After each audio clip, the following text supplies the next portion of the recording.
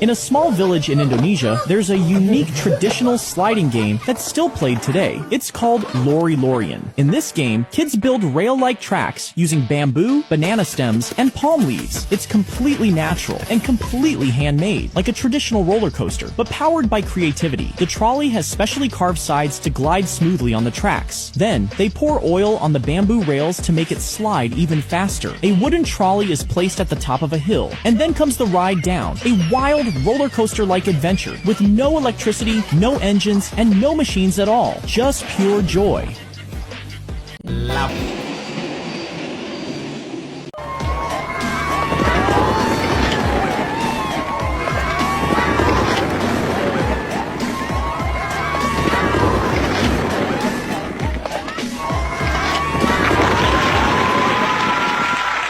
Bukan di Universal Studio atau Disneyland, roller coaster bertenaga gravitasi ini lahir di tengah kampung di Malangbong, Garut. Permainan lori yang eksis sejak 1965 ini sengaja dihidupkan kembali oleh Abah Koko, sesepuh kampung yang resah melihat anak-anak mulai candu game online dan motor-motoran. Secara teknis, lori ini murni mengandalkan kemiringan tanah dengan rel yang dirakit dari bambu dan pelepah pinang. Tanpa mesin, kecepatan lori sepenuhnya diatur oleh hukum fisika dan keseimbangan pemainnya.